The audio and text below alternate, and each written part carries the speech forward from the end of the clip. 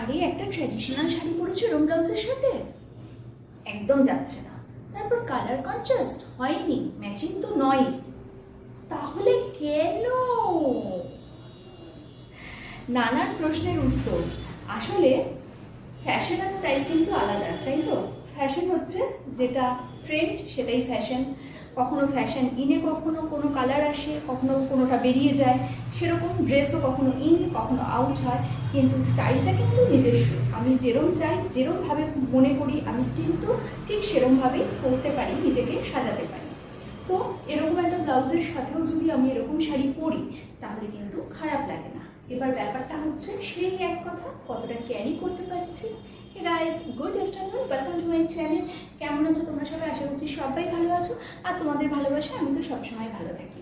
এবার বলি, ব্যাপারটা হচ্ছে যে আমি এই শাড়িটার সাথে তিনটে রকমের ব্লাউজ পরে দেখাবো, মানে তিনটে different cutting, different style and different colour. তো তোমরা বলবে কোন কালারটা আমাকে সব থেকে বেশি ভালো লাগছে এই শাড়ির সাথে।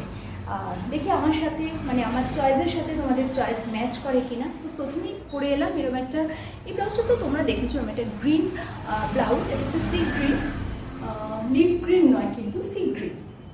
তো এরকম ব্লাউজের সাথে এরকম একটা শাড়ি জানি মানায় না, যায় না, না কালার কন্ট্রাস্ট না ম্যাচিং, কিছুই হয় না। তো পরেছি, তোমরা বলবে কিরম লাগছে। ওই যে বললাম, কতটা ক্যারি করা যাচ্ছে সেটাই হচ্ছে ব্যাপার। কনফিডেন্টলি ক্যারি করা, এটাই হচ্ছে আসল কথা। তো দেখো, এরপর আসছি অন্য আরেকটা ব্লাউজ নিয়ে। ততক্ষণ সাথে থাকো আর দেখতে থাকো। তো চলে এলাম সেকেন্ড ব্লাউজটা নিয়ে। সেকেন্ড ব্লাউজের সাথে আমি ঠিক এরকমভাবে পরেছি শাড়িটা।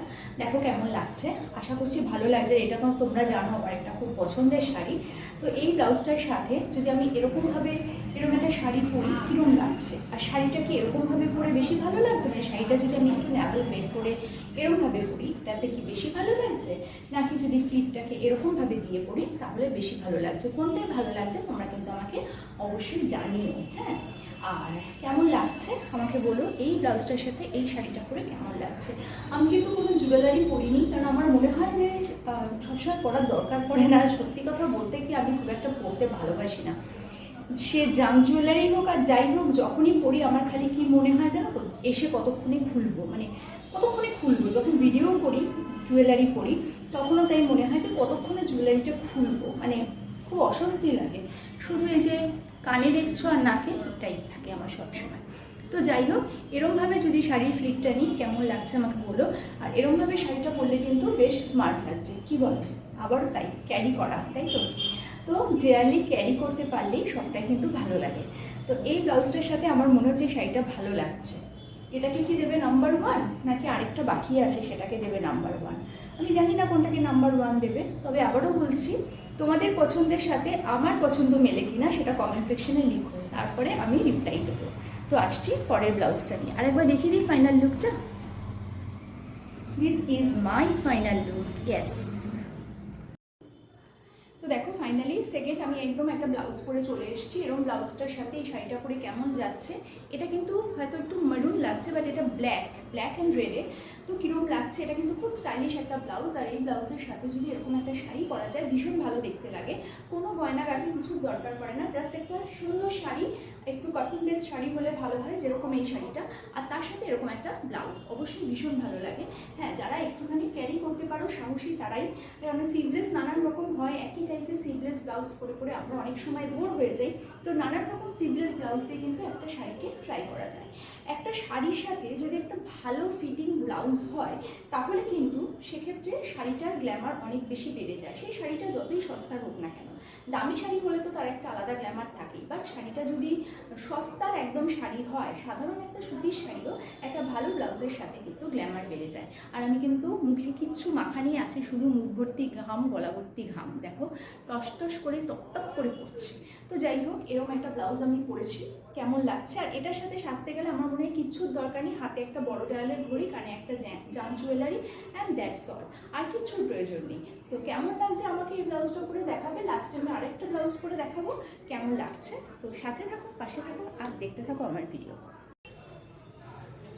তো দেখো ফাইনালি আমি এরকম একটা কালো ফুল স্লিভ ব্লাউজ দিয়ে পরে চলে এসেছি। আর এটাকে কি বলে, সাব্বাসাচি কাট না কি বলে না ব্লাউজটাকে, তো এরকম একটা ব্লাউজ দিয়ে আমি কিন্তু শাড়িটা পরেছি। আর কেমন লাগছে তোমরা আমাকে জানাবে। কোনো মেকআপ নেই, শুধু ঘাম আছে গায়ে, প্রচণ্ড গরম, বুঝতে পারছি এটা ভ্যাপসা গরম, জানি না এত বৃষ্টি হলো তারপরে গরম কেন কমছে না। তো যাই হোক, এই যে শাড়িটা পরেছি এটার সাথে কিন্তু শাড়ির পাল্লুটা আমি এরকমভাবেই নেওয়াটা প্রেফার করবো।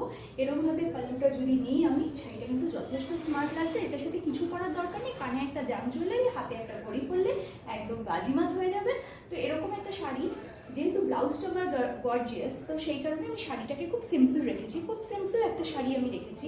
যে সিম্পল শাড়িটার সাথে এরকম একটা ব্লাউজ দিয়ে পরলে কিন্তু অসাধারণ লাগবে দেখতে সবাইকে। তো এরকম একটা ব্লাউজ দিয়ে যদি এরকম একটা শাড়ি পরা যায় তাহলে কিন্তু খুব ভালো লাগবে।